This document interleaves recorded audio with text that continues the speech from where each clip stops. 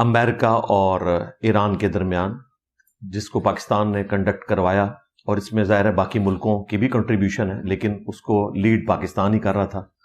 سب سے زیادہ support China کی تھی، اس کے بعد سعودی عرب، ترکیے، مصر، رشیا، یہ سارے ملک سپورٹ کر رہے تھے پاکستان کو، لیکن لیڈنگ کردار پاکستان کا ہی تھا۔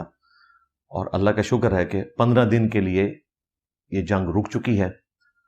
اگرچہ ابھی صبح کے وقت عام لوگوں کے اعتبار سے کوئی اچھی نیوز سننے کو نہیں ملی۔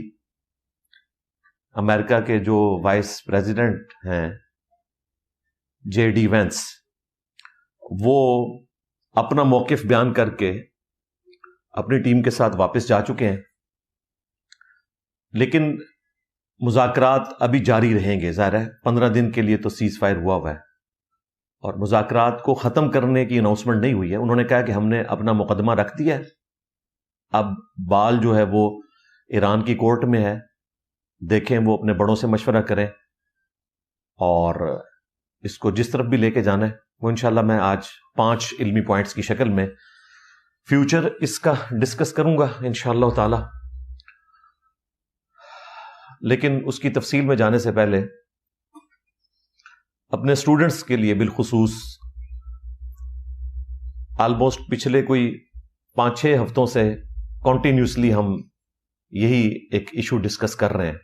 ظاہر ہے کہ ہر ہفتے نئی اپڈیٹس آتی ہیں، پوری دنیا کے انسان بالعموم اور مسلمان بالخصوص ایک تکلیف سے گزر رہے ہیں۔ پوری دنیا اس جنگ کی وجہ سے متاثر ہوئی ہے، اکنامکس کے پوائنٹ آف ویو سے بھی، سیکیورٹی کے پوائنٹ آف ویو سے بھی، اور عام آدمی متاثر ہوا ہے۔ پاکستان کی صورتحال تو پھر بھی کافی بہتر ہے۔ آپ دنیا کی سب سے بڑی جو آبادی والا ملک ہے، ہمارا پڑوسی ملک انڈیا، اس کو دیکھیں، وہاں تو صرف ایل پی جی کے لیے لائنیں اتنی بڑی بڑی لگی ہیں، اور کئی لوگ اس میں مارے بھی جاتے ہیں لائنوں میں۔ پاکستان میں کم از کم یہ ساری چیزیں اویلیبل ہیں، اگرچہ کچھ قیمتیں بڑھی، اب پرائم منسٹر صاحب نے کچھ کم بھی کر دی ہیں، مزید بھی کم ہو جائیں گی انشاءاللہ۔ تو پوری دنیا اس سے متاثر ہوئی بھی ہے اس وقت۔ یہ ان لوگوں کے لیے لمحہ فکری ہے کہ جو کہتے ہیں کہ جی اگر آئی ایم ایف قرضہ مانگے تو آپ نے کہنا ہے کہ آیا جے غوری، تو کیا فرق پڑتا ہے؟ دیکھ لیں، جنگ صرف ایران کے ساتھ ہو رہی ہے اور پوری دنیا اس وقت اس کی زد میں آئی ہوئی ہے، حالانکہ باقی دنیا پہ پابندیاں نہیں ہیں۔ اگر واقعتاً پابندیاں لگ جائیں تو ہر ملک ایران کی طرح سروائیو نہیں کر سکتا۔ ایران کی زمین میں تیل ہے، اگر ایران کے پاس تیل نہ ہوتا تو یہ 40 سال جس طریقے سے انہوں نے کاٹے ہیں، اگرچہ بڑی مشکل سے کاٹے ہیں۔ ایویشن کے سب سے زیادہ حادثات ایران میں ہوتے ہیں، کیونکہ انہیں پرزے خریدنے کی اجازت نہیں ہے، ان کے پاس ہیلی کاپٹر بھی پرانے ہیں، جہاز بھی پرانے ہیں، بڑی تکلیف سے وہ اپنی زندگی گزار رہے ہیں۔ لیکن ایڈوانٹیج یہ ہے کہ زمین میں تیل ہے، اس کی وجہ سے ایز سچ انہیں اتنے بڑے لیول کا فرق نہیں پڑتا۔ فرق پڑ رہا ہے لیکن اتنے بڑے لیول کا نہیں۔ ظاہر ہے پاکستانی آلموسٹ کوئی 8 روپے لیٹر وہاں پہ پیٹرول اویلیبل ہے، لیکن دوسری طرف ان کی کرنسی کا حال یہ ہے کہ $1 کے عوض آلموسٹ کوئی 13 سے 14 لاکھ ایرانی ریال آپ لے سکتے ہیں $1 کے عوض۔ ہاں، ہمارے ہاں تو ڈالر جو ہے وہ 278 روپے کا ہے یا 280 تک جاتا ہے، وہاں 278 روپے نہیں ہے، نہ 2078 روپے ہے، نہ 2,78,000 روپے ہے، 13 لاکھ سے زیادہ ریٹ ہے۔ تو ظاہر ہے کہ وہ کرنسی ڈی ویلیو ہوئی ہوئی ہے، لیکن وہ پیٹرول کی وجہ سے اور زمین بھی اگاتی ہے، کسی حد تک سروائیو کر رہے ہیں۔ اللہ تعالیٰ ان کی مشکلات آسان کرے۔ ہم تو روزانہ یقین مانیں فلسطین کے مسلمانوں کے حق میں، ایران کے مسلمانوں کے حق میں، لبنان کے مسلمانوں کے حق میں نہ صرف دعا کرتے ہیں بلکہ قنوت نازلہ پڑھتے ہیں ان شریر لوگوں کے خلاف کہ جنہوں نے اس وقت مسلمانوں کو اس تکلیف میں مبتلا کیا ہے۔ اور ظاہر ہے اس میں ٹاپ آف لسٹ اسرائیل اور امریکہ ہیں، باقی تو سب ان کے پٹھوں بنے ہوئے ہیں۔ تو اس تکلیف کی وجہ سے آج کل مولویوں کو کھلی چھٹی ملی ہوئی ہے۔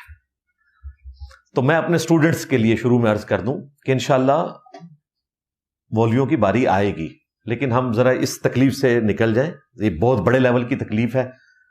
اس کے مقابلے پہ مولویوں کے جو بیانات کوئی اکا دکا آ جاتے ہیں وہ چھوٹی چیز ہے.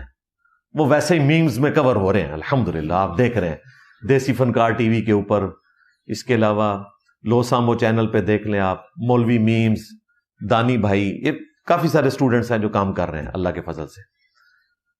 مجھے بائی چانس آج صبح اسی پہ میں غور و تفکر کر رہا تھا تو ایک ہالی ووڈ کی مووی ہے ایپوکلپٹو، جس میں انہوں نے مایا سیویلائزیشن کی ایک سٹوری کو فلمایا ہے، جو وہاں کے جنگلی لوگ ہیں. آپ میں سے میرا خیال ہے اکثر لوگوں نے وہ فلم یا اس کے سین دیکھے ہوں گے. کتنے ہیں جنہوں نے دیکھی ہوئی ہے؟ ذرا ہاتھ کھڑا کریں نا. اچھا دیکھیے، اچھا وہ انہوں نے لگتا ہے بہت زیادہ دیکھی ہے وہ. اچھا تو چلیں، بہرحال اس کا آخری سین آپ ضرور دیکھیے گا. وہ آخری سین جو ہے اس فلم کا، وہ اکثریت کو تو سمجھ نہیں آیا کہ اس سین میں انہوں نے کیا دکھایا. فلم ہوتی ہی وہ ہے کہ جو بغیر ڈائلاگ کے سمجھ آ جائے. فلم کا مطلب ہی ہے کہ آپ نے دیکھ کے اس کو سمجھنا ہے. اور یہ اس فلم کی خوبی ہے کہ اس کی لینگویج بھی انگریزی میں نہیں ہے، مایا لینگویج ہے، لیکن آپ اس کو سائلنٹ بھی کر دیں پوری سٹوری آپ کو سمجھ آ جائے گی. اس وقت اس کے اوپر لاگت آئی تھی 2006 میں کوئی $40 ملین، اور کمائی اس نے کوئی $120 ملین سے زیادہ کی تھی. اور آج تک یعنی ایک ماسٹر پیس ہے وہ ہالی ووڈ کا. یہ میں اس کے فضائل نہیں سنا رہا، میں آپ کو ویسے بتانا چاہ رہا ہوں کہ کتنا بڑا ایک ایفرٹ والا کام انہوں نے کیا ہے. اس کو جو جس طریقے سے انہوں نے بیہائنڈ دا سین اگر آپ اس کا دیکھیں تو آپ کو پتا چلے گا. تو اس کا جو آخری سین ہے نا، وہ بہت کم لوگوں کو سمجھ آیا. میں جب اڈیالہ جیل میں تھا تو میرے ساتھ ایک پڑوسی تھے پروفیسر صاحب، وہ لٹریچر کے تھے، اور فلم، میوزک، یہ ساری فیلڈز میں اللہ تعالیٰ نے ان کو ملکہ دیا ہوا ہے. تو میں نے ان سے ایک دن اسی پہ ڈسکشن کی، اور وہ ڈسکشن اس طرح سٹارٹ ہوئی کہ وہ مجھے ایک دن صبح کہنے لگے کہ جی آپ نے ایپوکلپٹو فلم دیکھی ہے؟ میں نے کہا ہاں جی میں نے دیکھی تھی کئی سال پہلے. تو وہ کہتے ہیں کہ انجینئر صاحب اس میں ایک سین جو ہے نا وہ آپ سے ریلیٹڈ ہے. میں نے کہا کیسے؟ تو وہ کہتے ہیں کہ جی وہ آپ نے وہ سین دیکھا کہ جب ہیرو جو ہے وہ بھاگ رہا ہوتا ہے جنگل میں، اور اس کے پیچھے ایک وہ کالے کلر کا چیتا جو ہے، جیکوارڈ جسے کہتے ہیں، وہ بھاگ رہا ہوتا ہے بڑی تیزی سے، کیونکہ اس کے جسم سے خون نکل رہا ہوتا ہے، وہ اسمیل کو فالو کر رہا ہوتا ہے. تو این اس موقع پہ جب کہ وہ اس پہ جھپٹنے لگتا ہے تو اس کے پیچھے جو لوگ بھاگ رہے ہوتے ہیں نا ہیرو کو پکڑنے کے لیے، تو ان میں سے ایک بندہ سامنے آ جاتا ہے، وہ اس کو دبوچ لیتا ہے، اس کو چیر پھاڑ دیتا ہے. تو میں نے کہا جی اس میں کہاں سے آ گیا؟ تو وہ کہتے ہیں کہ ذرا آپ ایک لمحے کے لیے تصور کریں کہ یہ جو ہیرو بھاگ رہا ہے نا وہ آپ ہیں، اور آپ کے پیچھے یہ TLP والے بھاگ رہے ہیں، اور پیرلل میں جو ریاستی ادارے ہیں وہ بھی آپ کے پیچھے لگے ہوئے ہیں جیکوارڈ کی شکل میں. اور جب پکڑنے کی باری آئی ہے تو انہوں نے دبوچ لیا TLP کو اور چیر پھاڑ کے رکھ دیا. کیونکہ ان دنوں میں اندر تھا تو TLP والے بھی پکڑے گئے، اور پھر جو کچھ ان کے ساتھ ہوا، ہم ان کی پولیٹیکل ایکٹیویٹیز کو آج بھی سپورٹ کریں گے. جو توہین مذہب کے الزامات لگا کے لوگوں کی لائف کو ونریبل کرتے ہیں، مجھے صرف اس سے اختلاف ہے. پالیٹکس کریں، کافروں کو بھی حق ہے پالیٹکس کریں، وہ تو مسلمان بھائی ہیں. اور سعد رضوی سے تو ویسے ہی ہماری دوستی ہو گئی تھی، اس نے خود ہی کہہ دیا تھا کہ انجینئر صاحب اپنا کام کریں، ہم اپنا کام کریں گے. ہاں، صرف یہ توہین مذہب کے حوالے سے جو لوگوں پہ جھوٹے الزامات لگواتے ہیں نا، یہ ہماری ریزرویشن ہے. اور یہ آج سے نہیں ہے، میری 2018 کی ویڈیو دیکھیں. لوگ کہہ رہے ہیں جی انجینئر صاحب پہ جھوٹا مقدمہ بنا اس لیے انجینئر صاحب بول رہے ہیں. اور مقدمہ تو بنا 2025 میں، یا اس سے پہلے 2023 میں ایک ڈرامہ بازی ہوئی. میری تو 2018 کی ویڈیوز ریکارڈ ہیں توہین مذہب کے حوالے سے، غازی علم الدین کے حوالے سے، ممتاز قادری کے حوالے سے. تو اللہ کا شکر ہے کہ آج تو ہماری اسٹیٹ کی بھی پالیسی ہے. تو مجھے کہنے لگے انجینئر صاحب یہ سین جو ہے نا یہ آپ سے متعلق ہے. ایک اور سین جس کو میں نے آج ڈسکس کرنا ہے سٹارٹ میں، وہ آخری سین ہے اس فلم کا، جو بہت لوگوں کو سمجھ نہیں آیا، بلکہ میجورٹی کو سمجھ نہیں آیا، مجھے بھی سمجھ نہیں تھا. میں نے پھر پروفیسر صاحب سے پوچھا مجھے بتائیں یہ سین، تو وہ کہنے لگے کہ وہ سین یہ ہے، وہ میں آپ کو بتاتا ہوں کہ ہیرو جو ہے وہ ایک ایک کر کے سارے اپنے دشمنوں کو ختم کر دیتا ہے، اینڈ پہ ایک دو لوگ بچ جاتے ہیں، اور ہیرو جو ہے وہ اپنی وائف کو لیتا ہے اور وہ اس جنگل سے واپس اپنے قبیلے کی طرف جاتا ہے. بس قبیلہ تو ختم ہو چکا ہے، اب وہ اس جگہ پہ واپس جا رہا ہے، اور وہ سمندر کے کنارے کھڑے ہیں. اتنے میں وہی دو لوگ جو اس کا پیچھا کر رہے ہوتے ہیں وہ اسے پا لیتے ہیں، اس کی وائف اور دو بچوں کے ساتھ. اب بڑا اچھا موقع تھا کہ وہ اسے پکڑ لیتے، جو اتنی دیر سے پکڑا نہیں جا رہا تھا. لیکن اچانک سامنے سمندر میں بڑے بڑے بحری جہاز نظر آتے ہیں جن پہ سلیبیں ٹنگی ہوئی ہوتی ہیں، بڑی بڑی سلیبز، اور ان کے اوپر وہ کپڑے، یعنی وہ کرسچنز جو اس وقت گریٹ برٹن آپ کو پتہ ہے نا مختلف جزائر کے اوپر قبضہ کر رہی تھی، اور وہ پادریوں کو بھی اپنے ساتھ لے کے جاتے تھے.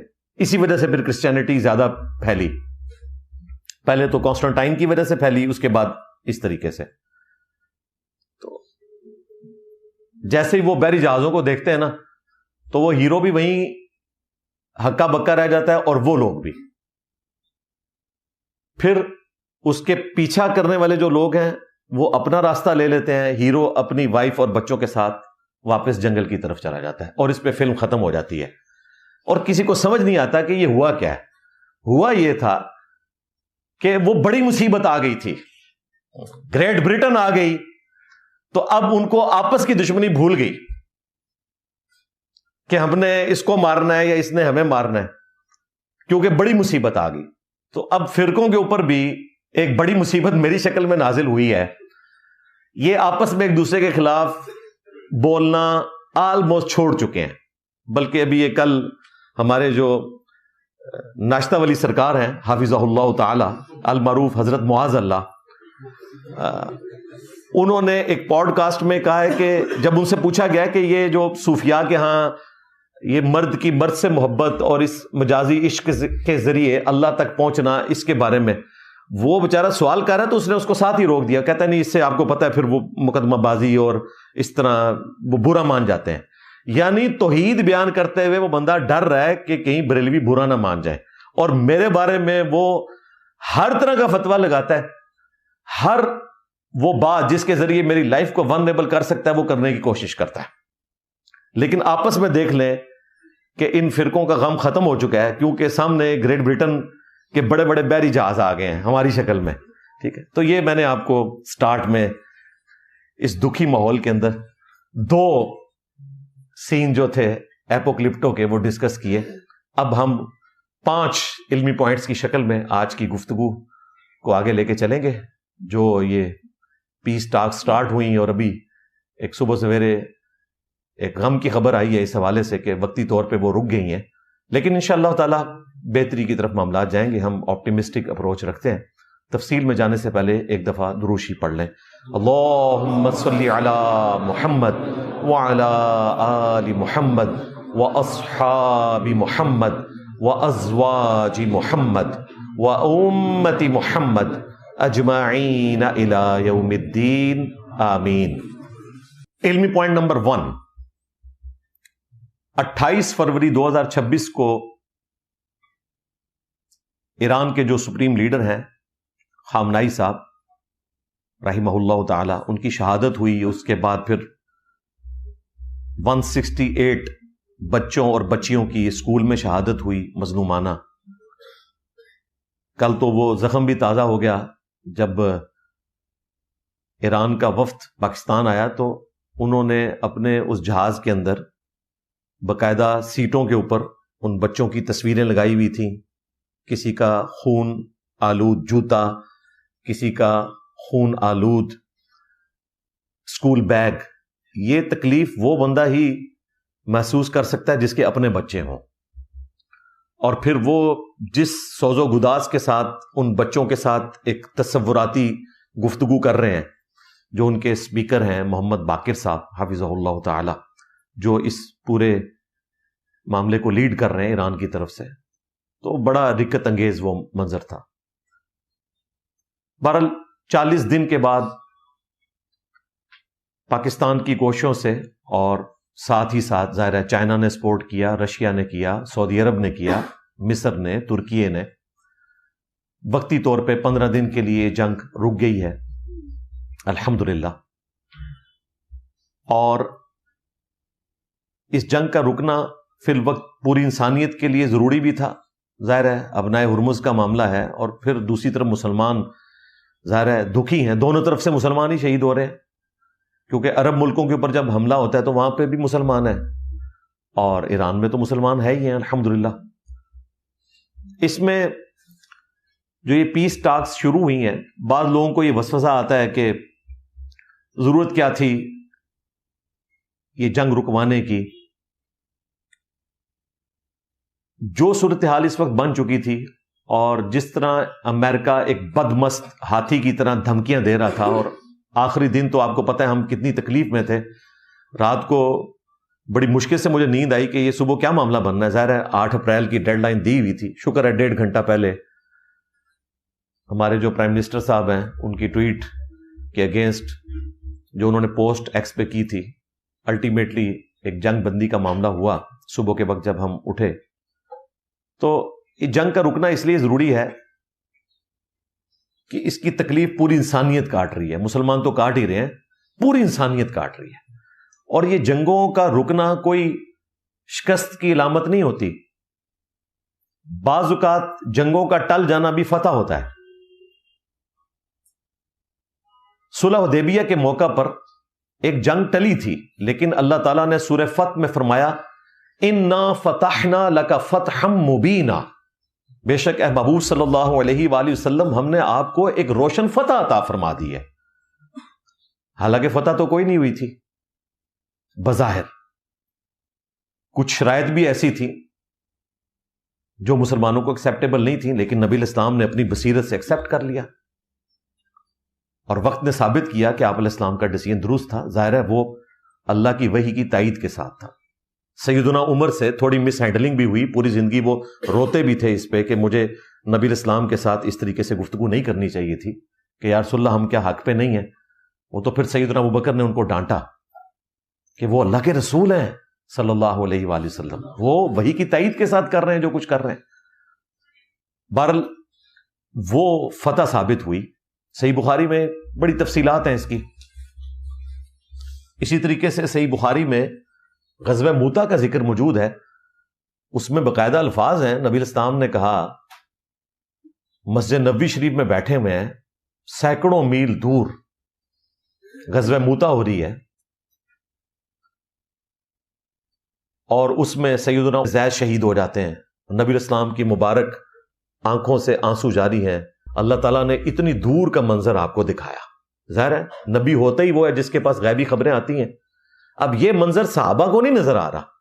اب میرا معصومانہ سوال ہے کہ نبی علیہ السلام کی صحبت میں بیٹھے ہوئے ابو بکر، عمر، عثمان و علی رضی اللہ عنہم اجمعین و علیہم السلام اجمعین کو سینکڑوں میل دور کا منظر نظر نہیں آ رہا، تو جناب پھر عبد القادر جیلانی تو شاہی کوئی نہیں. ہائے ہائے ہائے کتنے گیا دماغ. ابو بکر، عمر، عثمان و علی جیسا ہے ہی کوئی نہیں، اور اس کے مقابلے پہ تیرے بابے تھے شاہی کوئی نہیں. میں نبی سا ہے ہی کوئی نہیں، تیرے بابے تھے شاہی کوئی نہیں. سوچ رہے ہوں گے آج پھر بابے آ گئے ہیں. بابے آ جاتے ہیں بھائی، حدیثوں میں آتے ہیں. کیا کریے؟ نبی علیہ السلام نے فرمایا کہ میرا زید شہید ہو گیا، زید بن حارثہ، اسامہ بن زید کے والد. جعفر طیار شہید ہو گیا، مولا علی کے جو بھائی تھے اور نبی الاسلام کے کزن بھی. اور پھر فرمایا عبداللہ بن رواحہ بھی شہید ہو گیا. اور اب مسلمانوں نے مشورے سے اللہ کی تلواروں میں سے ایک تلوار یعنی کہ خالد ابن ولید کو اپنا سپہ سالار چن لی ہے. میں اللہ سے امید کرتا ہوں کہ اللہ تعالیٰ اس کے ہاتھوں پر مسلمانوں کو فتح دے گا. اور وہ فتح کیا تھی؟ فتح یہ تھی کہ 3000 کے مقابلے پہ 1.5 سے 2 لاکھ کا لشکر رومن ایمپرر لے کر آ گیا تھا. اور کوئی ریشو پروپورشن نہیں تھی. سیدنا خالد ابن ولید نے بڑی مہارت کے ساتھ اپنی فوج کو بچا کر واپس مدینہ شریف میں لانے میں کامیاب ہو گئے. کچھ جھڑپیں ہوئیں لیکن اس کے بعد ان کو اندازہ ہو گیا کہ اتنی بڑی فوج کے ساتھ مقابلہ نہیں کیا جا سکتا. ظاہر ہے کہ اس فوج میں شیخ عبد القادر جیلانی تو ہے ہی نہیں تھے کہ نگاہ مار کے پوری رومن امپائر کو ختم کر دیتے. یہ میں آپ کی آنکھیں کھولوں گا، ساتھ ساتھ دماغ کھولوں گا کہ پہلے یہ ڈرامہ بازی نہیں ہوتی تھی. واپس آئے تو بعض جذباتی مسلمانوں نے کہا کہ یہ بزدلی دکھائی ہے انہوں نے، واپس کیوں آ گئے؟ نبی علیہ السلام کہہ رہے ہیں کہ یہ فتح ہوئی ہے، اور عام مسلمان کیا سوچ رہے ہیں کہ بزدلی دکھائی ہے، مر جاتے سارے، شہید ہو جاتے. کیا تھا؟ اللہ کے لیے گئے تھے نا، کیوں واپس آئے؟ لیکن نبی علیہ السلام نے خالد ابن ولید کی اسٹریٹجی کو انڈورس کیا. لہذا اگر پاکستان کے پرائم منسٹر آج یا یہاں کے فیلڈ مارشل صاحب یا ہمارے ڈپٹی پرائم منسٹر صاحب یہ کوشش کر رہے ہیں کہ جنگ رک جائے، تو یہ کوئی بزدلی والا معاملہ نہیں ہے. میں قرآن و سنت سے ساتھ ساتھ کلیئر کرتا ہوں تاکہ آپ کے دماغ کھولوں.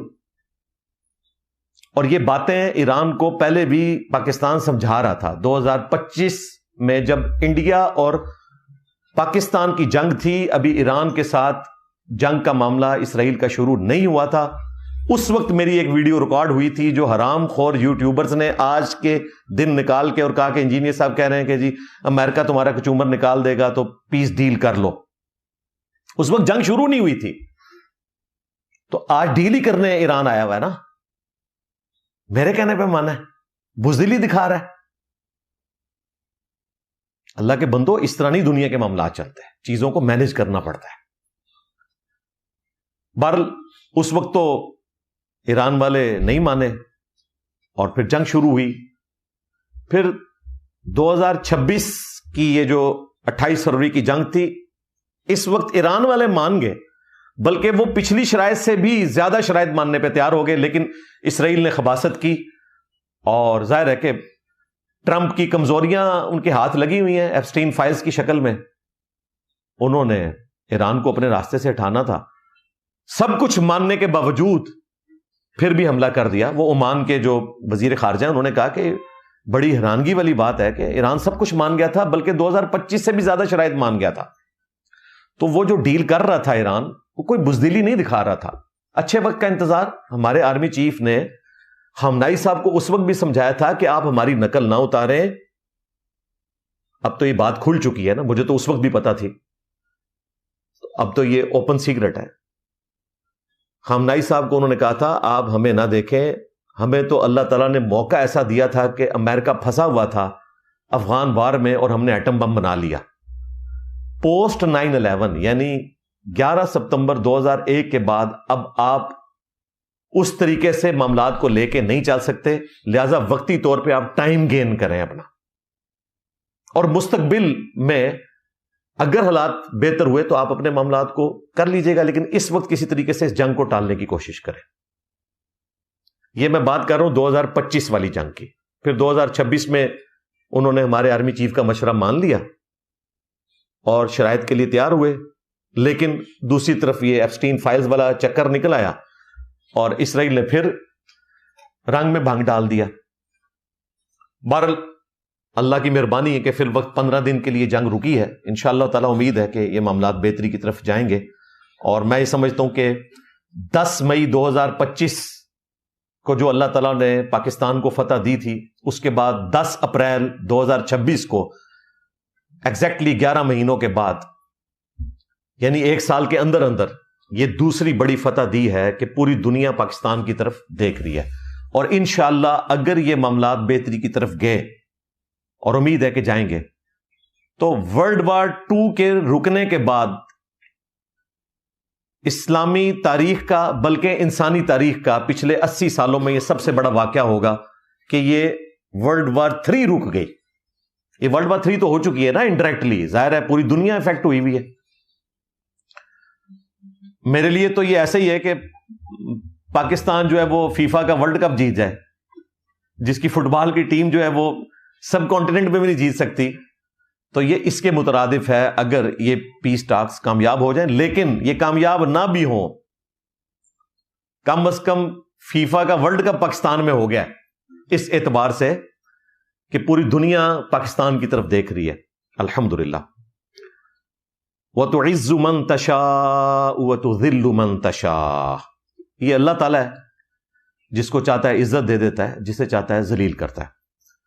1979 کے بعد جو ایران کا انقلاب آیا تھا، اس کے بعد اب آلموسٹ سمجھ لیں 47 ایئرس کے بعد پہلی دفعہ ایران اور امریکہ آمنے سامنے بیٹھ کے بات کر رہے ہیں. یعنی اتنی پکی ان کی کٹی تھی، بیچ میں وقتی طور پہ ہوئی، لیکن وہ آمنے سامنے پھر بھی نہیں بیٹھتے تھے جب صدام حسین کا مسئلہ ہوا. لیکن باقاعدہ جو بیٹھنے والا معاملہ ہے، کیونکہ اس وقت سے ایمبیسی ختم کر دی تھی امریکہ کی بھی اور اسرائیل کی بھی خمینی صاحب نے، اور یہ اب پہلی دفعہ یہ آمنے سامنے بیٹھے ہیں. ابھی تو وقتی طور پہ جو وائس پریزیڈنٹ ہیں جے ڈی وینس، وہ اپنی چیزیں سامنے رکھ کے ان کے واپس چلے گئے ہیں. امید ہے کہ جا کے یہ بھی اپنے بڑوں سے، مجتبیٰ خامنائی صاحب سے ڈسکس کریں گے اور معاملات بہتری کی طرف جائیں گے. پاکستان نے یو این او لیول کا کام کیا ہے. یو این او وہ کام نہیں کر سکا جو اللہ تعالیٰ نے پاکستان سے لیا الحمدللہ. اور میں سمجھتا ہوں کہ ایران کا وہ احسان اتر گیا. جب پاکستان بنا تھا تو آپ کو پتا ہے پہلا ملک جس نے پاکستان کو باقاعدہ طور پر تسلیم کیا تھا وہ ایران ہی تھا. 1947 میں سب سے پہلے ایران نے پاکستان کو تسلیم کیا تھا ایک الگ ملک کے طور پر. تو اللہ کا شکر ہے کہ کافی حد تک پاکستان نے ایران کے بدلے اتار دیے. بعض اوقات پاکستان کی طرف سے انٹرنیشنل پابندیوں کی وجہ سے زیادتی والا معاملہ بھی ہوا. یہ گیس پائپ لائن کا جو ہوا، امید ہے وہ بھی انشاءاللہ ریزالو بھی ہو جائے گا انشاءاللہ تعالی. علمی پوائنٹ نمبر 2، ایران کی طرف سے جو ڈیلیگیشن آیا اس کے ہیڈ جو ہیں ان کے اسپیکر ہیں محمد باقر حفظہ اللہ تعالی، اور ان کے ساتھ وہ وزیر خارجہ بھی ہیں مشہور زمانہ عباس اراکچی صاحب، جن کے ساتھ پچھلی پیس ڈیلز چل رہی تھیں عمان میں، اور وہ بیچ میں اسرائیل نے سارا رنگ میں بھنگ ڈال دیا. اور آلموسٹ کوئی 70 کے قریب لوگ ان کے ساتھ آئے ہوئے ہیں. اور دوسری طرف امریکہ کے جو وائس پریزیڈنٹ ہیں جے ڈی وینس، وہ الگ جہاز میں آئے ہیں. پروٹوکول دیکھیں، امریکہ کا وائس پریزیڈنٹ ان کے ساتھ نہیں آیا، وہ الگ سے جہاز اپنا لے کے آیا. اور جو ساتھ دو تھے، ایک حضرت ٹرمپ کے جو داماد ہیں اور دوسرے ان کے جو بزنس پارٹنر ہیں.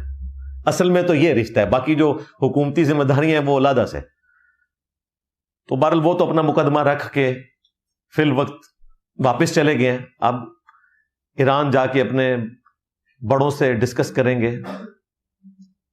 امید ہے کوئی معاملات بہتری کی طرف جائیں گے. دونوں کو نور خان ایئر بیس کے اوپر ریسیو کیا گیا. یہ وہی ایئر بیس ہے جو 8 سال پہلے انڈیا نے تباہ و برباد کر دی تھی میڈیا میں، ایکچولی تو نہیں ہوئی تھی. تو یہ وہی ایئر بیس ہے. اور دیکھیں ریسیو کرنے کا جو پروٹوکول تھا، پاکستان کے پرائم منسٹر نہیں گئے، بالکل جانا بھی نہیں چاہیے تھا. اس کی وجہ ہے کہ اگر حضرت ٹرمپ آتے تو پھر ان کو جانا چاہیے تھا، یا دوسری طرف سے president of Iran Masoud Pezeshkian آتے تو پاکستان کے پرائم منسٹر کا جانا بنتا تھا. چونکہ وہاں سیکنڈ لیول کی لیڈرشپ تھی تو یہاں بھی پھر سیکنڈ لیول کی لیڈرشپ گئی. اس میں سب سے پہلے نمبر پہ ہمارے جو ڈپٹی پرائم منسٹر ہیں اسحاق ڈار صاحب، جو کہ ان کی بڑی ایفرٹ تھی ان سارے معاملات میں.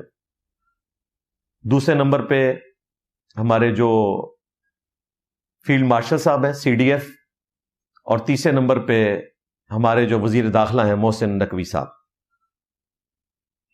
ڈپٹی پرائم منسٹر جو ہیں وہ پاکستان کے اس وقت وزیر خارجہ بھی ہیں، دونوں پوسٹیں ان کے پاس ہیں. ایران کے ڈیلیگیشن کو جو ریسیو کیا اس میں ہمارے جو فیلڈ مارشل صاحب تھے انہوں نے فوجیوں والی وردی پہنی ہوئی تھی. یہ بھی ایک میسج ہوتا ہے. اور جب امریکہ کے وائس پریزیڈنٹ کو انہوں نے ریسیو کیا تو اس وقت انہوں نے عام لباس پہنا ہوا تھا.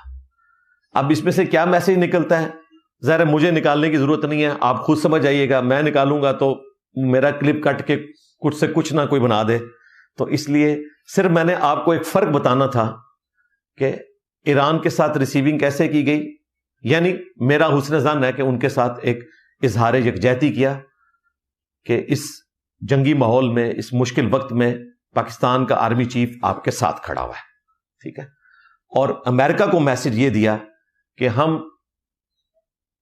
فوجی طور پہ تو آپ کے ساتھ نہیں، لیکن اس ڈپلومیسی میں آپ کے ساتھ ہے کہ یہ معاملات کو سیٹل ڈاؤن کروائیں۔ مجھے تو یہی اس میں سے سمجھ آیا، باقی ہمارے بڑے بہتر جانتے ہیں جی۔ ایک بندہ مسنگ تھا یہاں جو میرے نزدیک ہونا چاہیے تھا، وہ پاکستان کے ڈیفنس منسٹر ہیں حضرت خواجہ آصف صاحب حفظہ اللہ تعالی۔ ظاہر ہے آفیشلی تو آرمی چیف بھی ان کو رپورٹنگ ہے ڈیفنس منسٹر کو، آئینی طور پہ، پریکٹیکلی میں بات نہیں کر رہا۔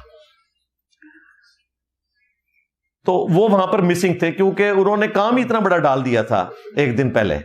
اب مجھے نہیں سمجھ آتی کہ ان کو کیا ضرورت تھی اس قسم کی پوسٹ لگانے کی۔ اچھا مولوی بڑے خوش ہیں، مولویوں کا دماغ ہی کوئی نہیں ہے، ان کو پتہ ہی نہیں ہے کہ دنیا میں اس طرح معاملات کو لے کے چلا جاتا ہے۔ اب خواجہ آصف صاحب نے جو اپنے ایمان کا اظہار کیا ایسے موقع کے اوپر جو کوئی ضروری بنتا نہیں تھا، اظہار ضرور کریں لیکن اس موقع کے اوپر آپ نے ایک ایسی عجیب و غریب حرکت کی ہے جس کی وجہ سے سارے معاملات بگڑ گئے وقتی طور پہ۔ ظاہر ہے اسرائیل بھی غصے میں آیا، انہوں نے جو الفاظ استعمال کیے، ہو سکتا ہے دنیا کے ہر مسلمان کے دل کی وہ آواز ہوں، سوائے ایک دو الفاظ جو اس میں تھے وہ سخت نہیں ان کو کرنے چاہیے تھے، لیکن اوورآل جو کچھ انہوں نے بتایا ریالٹی ہے اسرائیل کے بارے میں۔ لیکن اسرائیل نے کہا ہم نے اس کو سیریس لیا، اور جواباً دیکھیں انہوں نے جو جواب دیا اس میں انہوں نے کوئی بلو دی بیلٹ لفظ یوز نہیں کیا، حالانکہ انہیں غصہ بڑا تھا۔ وہ بھی اس طرح کی کوئی بات کر سکتے تھے کہ پاکستانی جہنم میں چلے جائیں فلاں، کوئی ایسی بات نہیں کی۔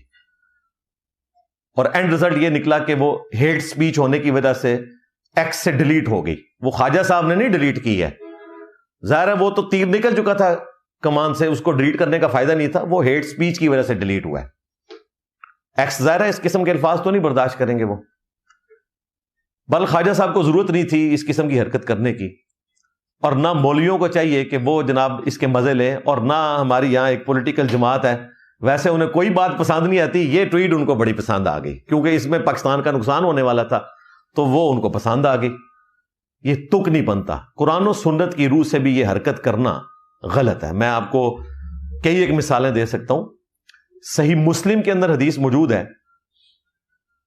میرا ایک کلپ بھی ہے، تیرے ہوتے جنم لیا ہوتا، اس میں نے یہ پوری لمبی حدیث بتائی ہے حذیفہ ابن یمان کے حوالے سے رضی اللہ تعالیٰ عنہ، جس میں نبی الاسلام نے کہا تھا کہ کون ہے کہ جو کافروں کی جاسوسی کرے اور جنت میں اللہ کے نبی کا پڑوس حاصل کر لے۔ کوئی نہیں کھڑا ہوا، 3 دفعہ ہوا، پھر چوتھی دفعہ حضور نے کہا حذیفہ، تو حضرت حذیفہ کہتے ہیں میں نے دل میں سوچا لو جی میری باری آ گئی، اتنی ٹھنڈ ہے میں باہر کیسے جاؤں گا۔ اور پھر نبی الاسلام نے ان کو سمجھایا، کہا کہ تم نے جانا ہے اور دیکھنا کوئی شرارت نہیں کرنی، کوئی تیر نہیں چلانا، یہ نہ ہو کہ یہ جو اس وقت معاملہ رکا ہوا ہے یہ گرم نہ ہو جائے، جس طرح کہ خواجہ آصف صاحب نے کر دیا۔